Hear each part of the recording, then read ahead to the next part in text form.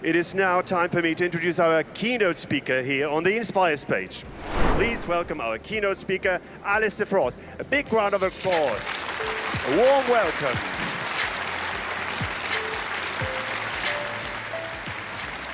Hello InfoShare, how are you this morning? Welcome everybody. I think you know me already, don't you? I didn't really need that introduction, did I? You know me. Did you know me about, or maybe 12, maybe 14 years ago? Do you remember when there was a big update came on your computer? If you're a Windows computer user, you'll know this story.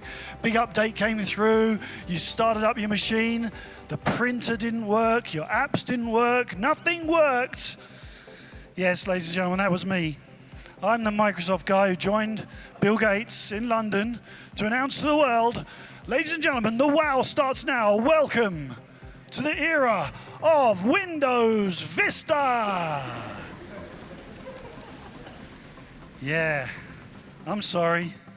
I'm really proud of what I've learned in my 30 years in business, and I've tried to condense it into 30 minutes for you.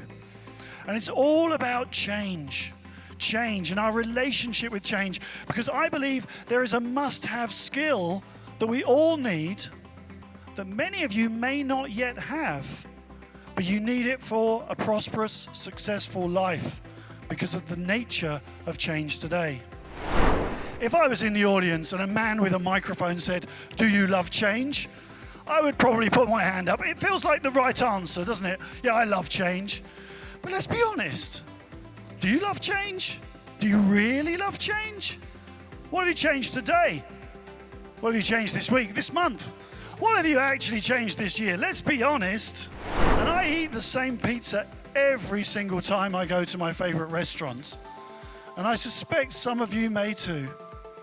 Why?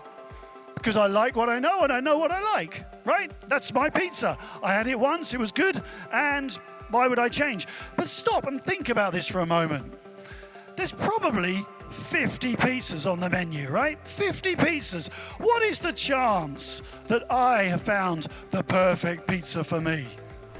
This is because we love our comfort zones, but comfort zones are creativity dead zones. There's no change in a comfort zone, it's just normality. It puts us onto autopilot, and we become set in our ways. The pubs were agile. They said, let's start innovating. And they started delivering food to people's homes. How about that? And they started delivering beer to people's homes. And so there I was about 2 weeks after lockdown started. I'm sitting in the back garden in my chair, and I'm eating delicious fresh food from the pub, and I'm drinking the best beer I've ever had. And I'll be honest, I was saying to myself, why have we never done this before? This is brilliant. I think Kylie too, if I was watching the television, she would stay where she is. She doesn't need to clean while somebody's watching the television. That's annoying. She'd probably be able to smell or hear popcorn in the microwave, and she'd think, oh, that's the daughter, she's going to make a mess. And she'd go up and probably start just hoovering up all the time because all the popcorn mess that my daughter makes. Artificial superintelligence is where we've passed the singularity. We don't really know how this will work, but when the computers start learning from each other, they develop superhuman capabilities. And we don't know how Kylie 3 will clean the floors. She may use chemistry, she may use light, she may use sound. She may do things that we do not know exist because she is capable of learning faster and better than a human being. Keeping up means constant discomfort. It means being a permanent newbie. It means accepting that you do not have all the answers. What got you to where you are today will not get you to where you need to be tomorrow. If you could go back to 2002, go back 20 years, and you saw people using AOL and MSN and Yahoo and it taking 12 and a half minutes to download a song. Remember that? It took 16 seconds to visit a web page in 2002. If you could travel back, you'd see nothing but opportunity. Well, think about that in reverse. If you could go to 2042, 20 years from now, imagine the world, and you'd look back at today and you'd see nothing but opportunity. There is a gap between what you know today and what you need to know. And you can bridge that gap with curiosity by saying, I'm going to go find out. We're going to do a virtual reality exhibition stand.